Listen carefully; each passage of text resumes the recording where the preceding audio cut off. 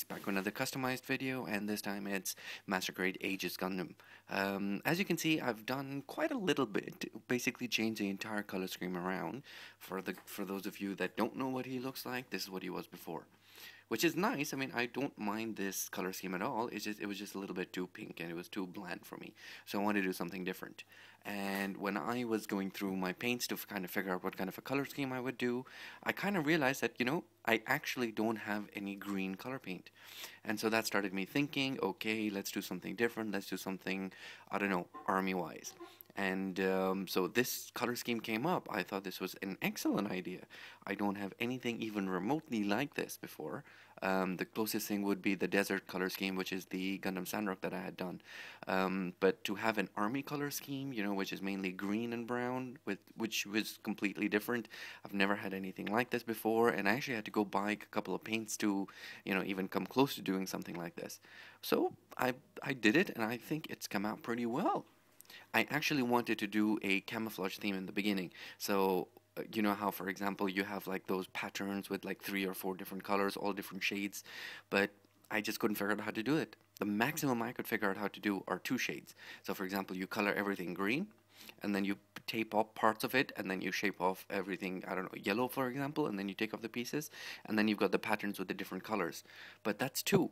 I couldn't figure out how to do 3 or 4. So if anyone has an idea on how to do that, let me know. I can definitely try that the next time. But, I think as a first attempt for something army-wise, color-wise, green-wise, I think this guy looks pretty damn good. And especially with the decals and the stickers that you put on. This was another surprising part. I guess with the actual color scheme being so pink and everything is so monocolor, so they wanted to give you a lot of different decals and ways to make it look better. And honestly, I like it. It's not bad at all.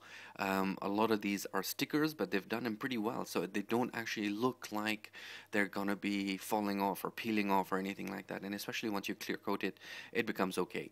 And then there was a lot of different places that you go in. I actually love the way how they've done the legs. A lot of small details in there, a lot of small stickers, and you go in there and you get it done. So it's pretty damn good.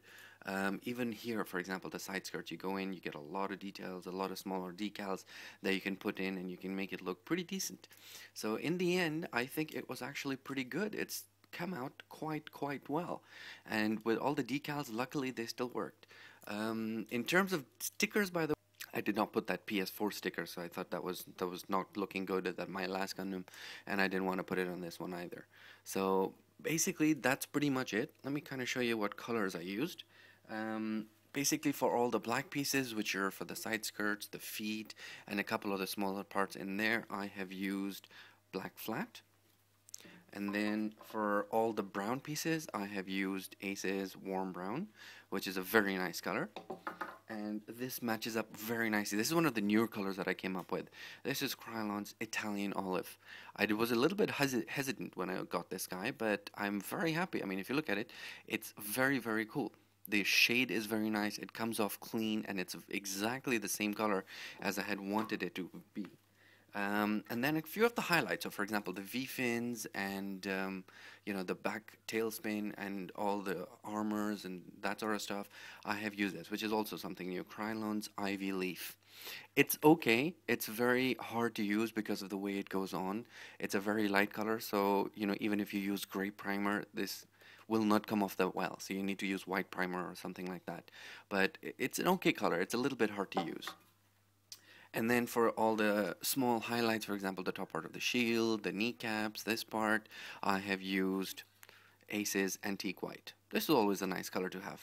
Very nice and different from your normal gloss white.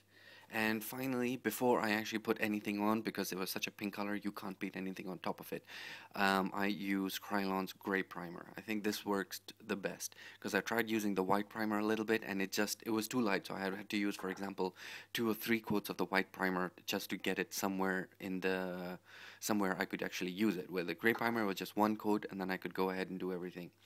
And then finally, apart from all the other decals and all that sort of stuff, I have gone in there with your Gundam liner and your Real Touch Black to, do a whole bunch of lining. And I tried to give it a little bit thicker. So for most of the lining, I did use a Real Touch, and that was this part.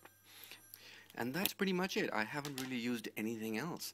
I am going to be using the clear coat version, obviously. I just want to go and get a couple more details out just to make this guy look pretty damn good. Otherwise, all in all, I'm very happy. I'm very happy with the way this thing has come out. I'm happy with the way the color scheme has come out. I'm happy just in general. This guy looks pretty damn good, and in my opinion, so much better than the original entire pink Gundam. Alright guys, this is Ace. I hope you've enjoyed the review and the custom paint job. Let me know what you think, and if you would have done anything different, or if you have any comments to make, please make sure you let me know. Alright guys, I'll see you guys in the next video.